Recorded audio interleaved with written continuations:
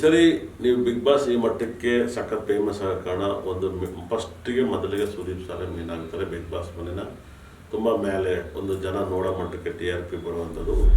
First big ಬಾಸ್ನ ತುಂಬ ಚೆನ್ನಾಗಿ TRPನ ಬಸ್ಸಿದ್ದು ಜನ ನೋಡೋ ಮಟ್ಟಿಗೆ ಮಾಡಿದ್ದು ಗಿಲ್ಲಿ. ಪಾಪ ಗಿಲ್ಲಿ ಮೊದಲು ಬಿಗ್ ಬಾಸ್ನ ಗೆಲ್ಲುವಂಥ ಮೊದಲನೇ ಕ್ಯಾಂಡಿಡೇಟ್ ಆಗಿ ಅವರು ಹೊರಗಡೆ ಬರ್ಬೋದು. ಅಷ್ಟೊಂದು ಸಪೋರ್ಟಿಂಗ್ ಜಾಸ್ತಿ ಇದೆ. ನಾನು ನೋಡಿರೋ ಮಟ್ಟಿಗೆ ಸಖತ್ ಅವರು ಬಿಗ್ ಬಾಸ್ ಮನೆಯಿಂದ ಒಳಗಡೆ ಏನು ಮಾಡೋಕ್ಕಾಗದೆ ಆಚೆ ಬಂದು ಫೇಮಸ್ ಆಗಿದ್ದಾರೆ.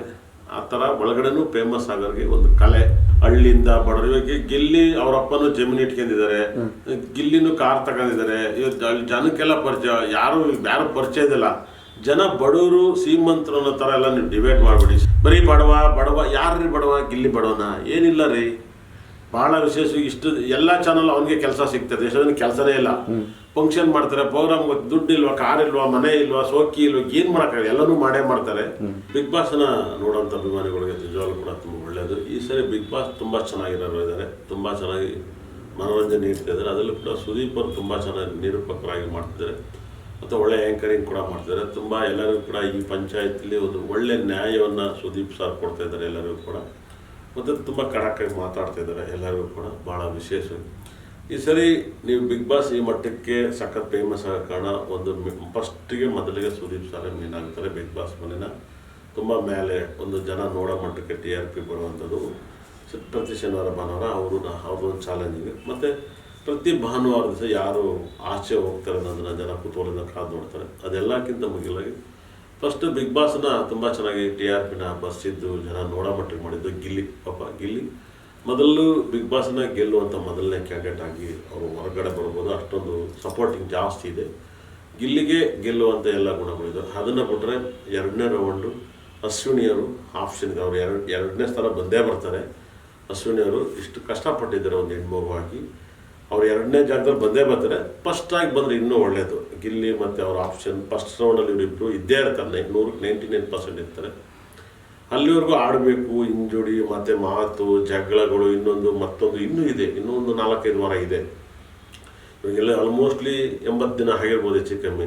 ಇನ್ನೂ 20 ದಿವಸ ಬ್ಯಾಲೆನ್ಸ್ ಇದೆ. 20 ದಿವಸದಲ್ಲಿ ಯಾರು ಇಂಜೂರ್ಡ್ ಆಗದಲ್ಲಿ ಇದ್ದರೆ ಅದು ಬಿಟ್ಟರೆ ರಕ್ಷಿತಾ ಅವರು ಕೂಡ ತುಂಬ 3ನೇ ಸ್ಥಾನದಲ್ಲಿದ್ದಾರೆ. ಅದೇ ಥರ ಕಾವ್ಯನೂ ಕೂಡ ಇದ್ದಾರೆ. ಕಾವ್ಯ ಎಲ್ಲೋ ಯಾಮಾರಿದ್ರು ಅಂತ ಅನಿಸುತ್ತೆ. ಗಿಲ್ಲಿ ಮತ್ತು ಕಾವ್ಯದ ಕಾಂಬಿನೇಷನ್ ಹಾಗೆ ಹೋಗಿರೋ ಅವರಿಬ್ಬರಿಗೂ ಚೆನ್ನಾಗಿರೋದು. ಅವರಿಬ್ಬರು ದೂರ ಇದ್ರಿಂದಲೇ ಬೇರೆಯವರಿಗೆ ಟೈಮ್ ಕೊಡ್ತಾ ಹೋಗ್ತಾರೆ ಬಿಗ್ ಬಾಸಲ್ಲಿ. ಇವರಿಬ್ಬರು ಹಾಗೇ ಜಿಗಲ್ ಬಂದು ಸಖತ್ತಾಗಿತ್ತು. ಇವರಿಬ್ಬರು 4 ಜನ ಕನ್ಫರ್ಮ್ ಆಗಿ ಈ ನಂಬರ್ 5th ಸ್ಥಾನದಲ್ಲಿ 4 ಜನ ಇವರು ಇದ್ದೇ ಇರ್ತಾರೆ. ಇನ್ನು ಒಬ್ಬರು ಆಪ್ಷನ್ ಅವ್ರು ಏನು ಬೇಕಾದ್ರೂ ಆಗ್ಬೋದು. ಅವ್ರು ಒಬ್ರು ಇನ್ನೊಬ್ರು ಬಂದು ಗೆಲ್ಬೋದು, ಇಲ್ಲ ಬರ್ಬೋದು. ಇಷ್ಟು ಜನ ಇದ್ದಾರೆ. ಈ ಸರಿ ಬಿಗ್ ಬಾಸ್ ತುಂಬ ಚೆನ್ನಾಗಿ ನಡೆಸ್ಕೊಡ್ತಿದ್ದಾರೆ ಸುದೀಪ್ ಅವರು. ಭಾಳ ಶೆಡ್ಯೂಲ್ ಟೈಮಲ್ಲಿ ಅವ್ರ ಸಿನಿಮಾನು ಕೂಡ ರಿಲೀಸ್ ಆಗೋ ಟೈಮಲ್ಲಿ 25ನೇ ತಾರೀಕು ರಿಲೀಸ್ ಆಗುತ್ತೆ. ಹಾಗಾಗಿ ಗಿಲ್ಲಿ ಅಶ್ವಿನಿಯವರು ತುಂಬ ಜಾಸ್ತಿ ಹೋಗ್ತಿದೆ. ಅಶ್ವಿನಿಯವ್ರಿಗೂ ಗಿಲ್ಲಿಗೂ ನನ್ನ ಒಂದು ಪ್ರಕಾರ ಅವರಿಬ್ಬರು ಕೂಡ ಅಟ್ ಅಂಡ್ ಟೈಮ್ ಆಪ್ಷನ್ ಇರೋಂಥ ವ್ಯಕ್ತಿಗಳು. ಒಂದೇ ಸರಿ 2 ಕೈ ಎತ್ತಬಹುದು. ಬಿಗ್ ಬಾಸ್ ಮನೇಲಿ ಇರೋದೊಂದು ಯೋಗ. ನಾನಿದ್ದೆ, ನನಗೆ ತುಂಬ ಖುಷಿ ಕೊಟ್ಟಿತ್ತು. ನನಗೆ ಅವಾಗೆಲ್ಲ ಆ ಥರ ಕ್ರೇಜ್ ಇರಲ್ಲ. ಈ ಥರ ಬಿಗ್ ಬಾಸು, ಈ ಥರ ನನಗೆ DK ಇವೆಲ್ಲ ನನಗೆ ನೋಡಿರಲಿಲ್ಲ. ಇವಾಗ ಗೊತ್ತಿರೋದ್ರಿಂದ ಇನ್ನೂ ಫನ್ ಆಗಿರ್ಬೋದಾಗಿತ್ತು. ಎಷ್ಟು ಜನ ನಮ್ಮನ್ನು ನೋಡ್ತಾರೆ. ನಾವು ಸೀರಿಯಸ್ ಆಗಿದ್ದಷ್ಟು ನಾವು ದಡ್ರಾಗ್ತೀವಿ ಬಿಗ್ ಬಾಸ್ ಮೇಲೆ. ಹ್ಯಾಪಿ ಆಗಿರಬೇಕು, ಖುಷಿಯಾಗಿರ್ಬೇಕು. ನಾವು ಎಷ್ಟು ಖುಷಿಯಾಗಿರ್ತೀವಿ, ನಮ್ಮನ್ನು TV ನೋಡೋರು ಅಷ್ಟೇ ಖುಷಿಯಾಗಿರ್ತಾರೆ. ಹಾಗಾಗಿ ಈ ಸರಿ ನಾನು ಹೇಳಿದಂಥವ್ರು ಎಲ್ಲರೂ ಕೂಡ ಇರ್ತಾರೆ. ಬಿಗ್ ಬಾಸ್ ಇನ್ನೂ ಟಫ್ ಟಾಸ್ಕನ್ನು ಕೊಡಬೇಕು. ಇನ್ನೂ ಆರಾಮಾಗಿ ಒಳ್ಳೊಳ್ಳೆ ಟಾಸ್ಕನ್ನು ಕೊಡ್ತಾಯಿದ್ದಾರೆ. ಭಯಂಕರ ಮಾರಾಮಾರಿ ಟಾಸ್ಕನ್ನು ಕೊಟ್ಟರೆ ಬಿಗ್ ಬಾಸ್ ಈ ಸರಿ ತುಂಬ ಒಳ್ಳೆ TRP ಬಂದು ತುಂಬ ಚೆನ್ನಾಗಾಗುತ್ತೆ. ಬಿಗ್ ಬಾಸ್ನ ಒಂದು ವೈಬ್ರೇಷನ್ ತುಂಬ ಸಖತ್ತಾಗಿದೆ. ಅದು ಕರ್ನಾಟಕದಲ್ಲಿ ನಂಬರ್ 1 ಬಿಗ್ ಬಾಸ್ ಆಗುತ್ತೆ. ಏನು ಹಿಂದಿ ಬಿಟ್ಟರೆ ನೆಕ್ಸ್ಟ್ ಕನ್ನಡನೇ ಇರೋದು. ಅದು ಸುದೀಪ್ ಅವ್ರು ನಡೆಸ್ಕೊಡೋದ್ರಿಂದ ಅಷ್ಟು ಫೇಮಸ್ ಆಗಿದೆ. ಸುದೀಪ್ ಅವರೇ ಮೇನ್ ಆಗಿರೋದ್ರಿಂದ ಚೆನ್ನಾಗಿ ನೋಡಲಿ, ಎಂಜಾಯ್ ಮಾಡಿ. ಎಲ್ಲರೂ ಕೂಡ ಬಿಗ್ ಬಾಸ್ನ ನಿಮ್ಮ ಫಾಲೋವರ್ಸ್ಗೆ ನೀವು ಸಪೋರ್ಟ್ ಮಾಡಿ, ತುಂಬ ಹ್ಯಾಪಿಯಾಗಿರಿ. ನಾನು ನೋಡಿರೋ ಮಟ್ಟಿಗೆ ಸಖತ್ ಅವರು ಬಿಗ್ ಬಾಸ್ ಮನೆಯಿಂದ ಒಳಗಡೆ ಏನು ಮಾಡೋಕ್ಕಾಗದೆ ಆಚೆ ಬಂದು ಫೇಮಸ್ ಆಗಿದ್ದಾರೆ. ಆ ಥರ ಒಳಗಡೆನೂ ಫೇಮಸ್ ಆಗೋರಿಗೆ ಒಂದು ಕಲೆ. ನಾವೆಲ್ಲ ಭಗವಂತನ ರೂಪದಲ್ಲಿ, ನಾನು ರೂಪೇಶ್ ಶೆಟ್ಟಿ, ರಾಜಣ್ಣ ಎಲ್ಲ ನಮ್ಮದೊಂದು ಟೀಮ್, ಹೊಸ ಟೀಮು. ಅದ್ರ ಜೊತೆಗೆ ಅರುಣ್ ಸಾಗರ್ ಇದ್ದರು. ಮತ್ತು ಭಾಳ ವಿಶೇಷ ಪ್ರಶಾಂತ್ ಸಂಬರ್ಗೆ ನಮ್ಮ ಜೊತೆಲಿದ್ದರು. ನಮ್ಮ ಸೀಸನಲ್ಲಿ ಅಂಥ ಹೆಣ್ಮಕ್ಳು ಯಾರು ಫೇಮಸ್ ಆಗಲ್ಲ. ನಮ್ಮ ಸೀಸನಲ್ಲಿ ನಾವೇ ಗಂಡು ಮಕ್ಕಳೇ ಫೇಮಸ್ ಆಗಿದ್ದು. ಈ ಸರಿ ಹೆಣ್ಮಕ್ಳು ಫೇಮಸ್ ಆಗಿದ್ದಾರೆ. ಹೆಂಗೆ ಜಾಹ್ನವಿ ಹೇಳ್ದಂಗೆ ಭಾಳ ಯಾರಿಗೂ ಸೊಂಟನೇ ಇಲ್ಲ ಅನ್ನೋ ಥರ ಆಗಿದೆ. ಖಂಡಿತ ಅಲ್ಲೂ ಕೂಡ ಸೊಂಟದ ವಿಷಯ ಬೇಡ ಶಿಷ್ಯ ಅನ್ನೋ ಥರ ಆಗಿದೆ. ಹಾಗಾಗಿ ಈ ಸರಿ ಗಿಲ್ಲಿ ಮತ್ತು ಸಪೋರ್ಟ್ ಮಾಡೋ ತುಂಬ ಜನ ಮಾಡ್ತಿದ್ದಾರೆ.